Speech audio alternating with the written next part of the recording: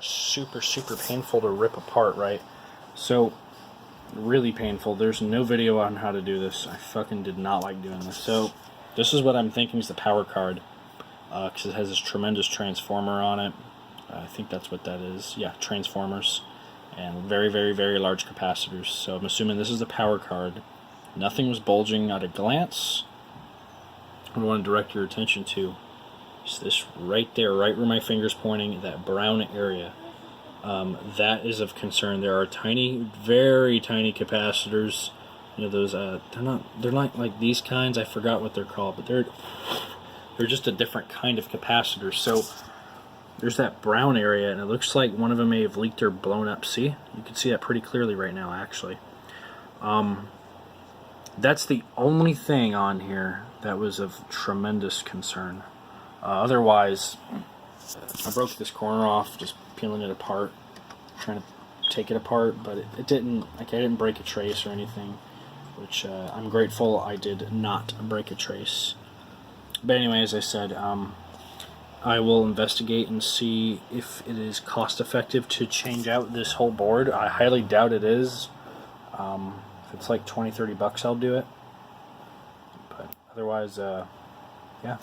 Well, the issue with this TV, this is called a TCON board. So this is where all the inputs are. This is kind of like, I guess you can call it like the motherboard of the TV. So you got a GPU, CPU right here, all the inputs. This is like a RF receiver signal thingy. But anyway, what I wanted to point at, these are capacitors, and usually when I buy an old game console, I'm going to change my capacitors out because I want my console to last a long time. And there's a fucking reason you're supposed to do this shit, because this capacitor right here, do you see that shiny thing right below my finger? That is a hole in a capacitor, and that's where all that brown stuff is. That is electrolytic acid. So what we need to do is we need to get it the hell off of the board.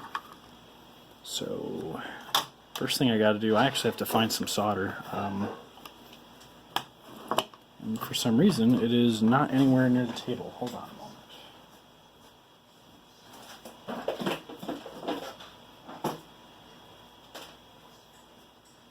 All right.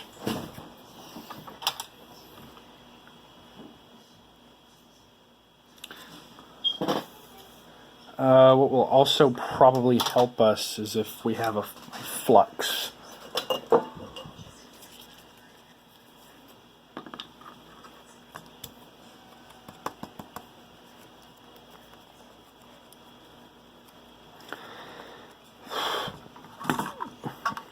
This is the capacitor in question.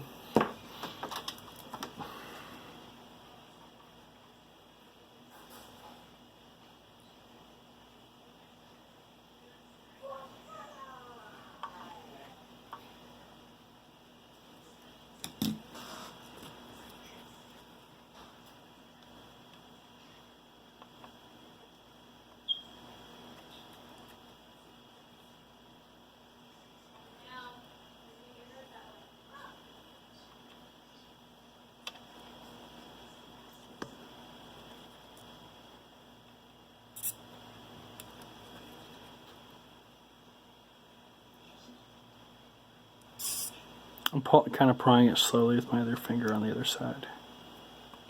Okay, so I'm gonna, this is what it looks like right here. So it melted off. So what I need to do is I need to get a capacitor with, let me let it zoom, there, with a 10 microfarad, 25 volt rating. So you can go higher with the voltage rating, but it needs to be right at 10 microfarads. That, if I'm not mistaken, that should not be any higher for that electrical rating.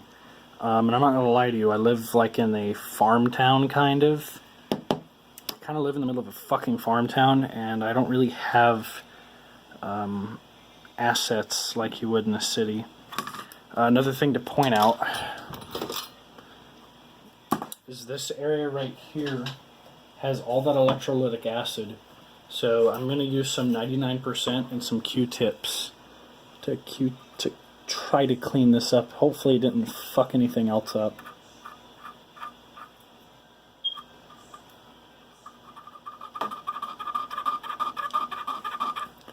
So this is highly likely why this shit randomly will shut off. Fuck, man, I got so much of this shit on here. I'm a little afraid of this bad boy right here. I'm not sure if this can zoom far enough, but this is... Let me hold it up. Okay, so right there, right, can you see it? Yep, right there, right below my finger. That's like misaligned right there, and I'm real worried about it being misaligned because I'm not sure if how to really test that. I think the only way to test these really is to throw it under current.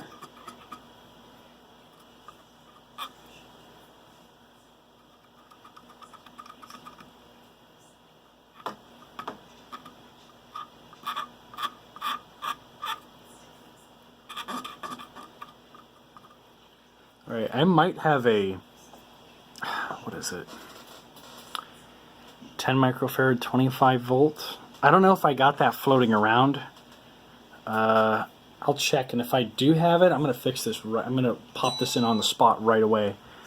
But if I don't have it, that's going to be another problem. Might have to wait for it to be shipping. Hold on. Console 5, so I have a 10 microfarad 5 volt, 50 volt. So it just needs to be the same microfarads. It doesn't need to be the same voltage. So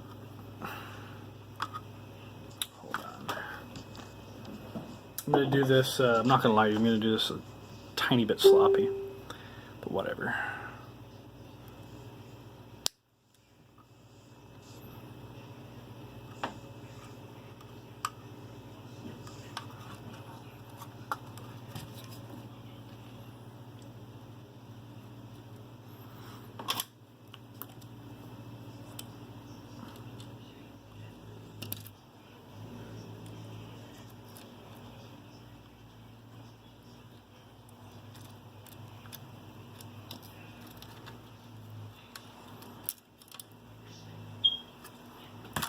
On there right here. So I can't zoom into this shit to show you, but this tiny itty bitty microscopic capacitor right where my finger's pointing is a little slanted sideways. Fuck, can it zoom in that far? No, the camera can't zoom in that damn far. What I'm going to attempt to do is I'm going to attempt to get this moved. Probably should have done this before I put that capacitor on, but I can learn later. So then I gotta get some good tweezers, some really precise ones. So there's two ways I can go about it. There's the method where I use heat gun.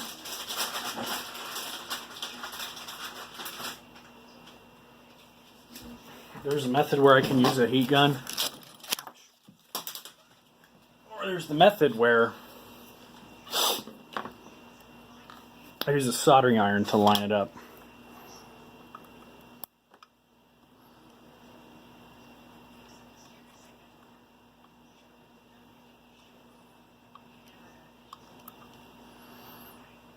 I have to use that fucking heat gun.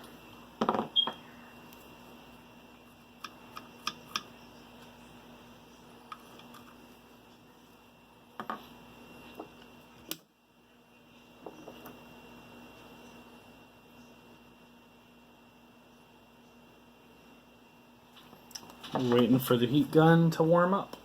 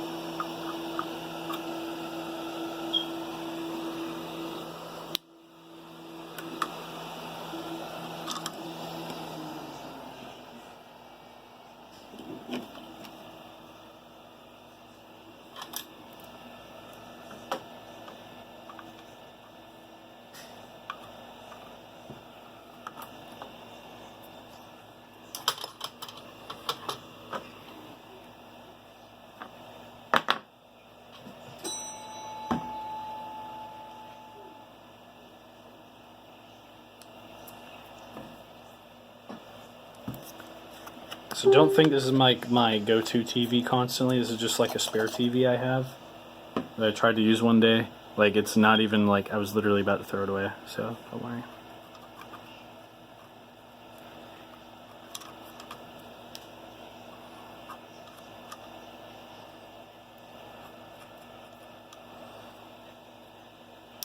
Alright, this should be enough.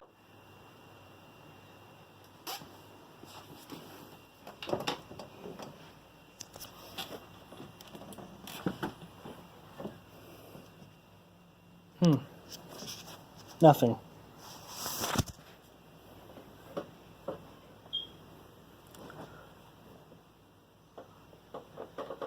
You know what it is? There's a fucking switch right here.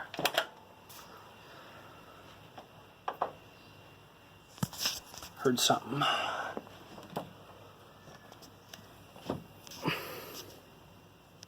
And green light and working. So that is all it took. Now I'm going to properly assemble this. But that's all it took, is finding out why in the hell was this randomly shutting off. So I'm going to reassemble this the right way, because that cable definitely doesn't output there. It outputs out of here. So hopefully, if you have a random power issue with your TV, check out your T-Con board. Well, main control board is it's actually called the correct way. And just replace, you might have capacitors. The tiny ceramic one, I didn't switch that out at all. I probably should have, but I didn't. I just used the hot air gun, as you saw. But that electrolytic, that was no-go. And I was able to change that immediately. So hopefully if you want to repair a TV, this helps you out. I wanted this specifically because it has RGB on it, and the Dreamcast will be outputting that soon. So thanks for watching, guys.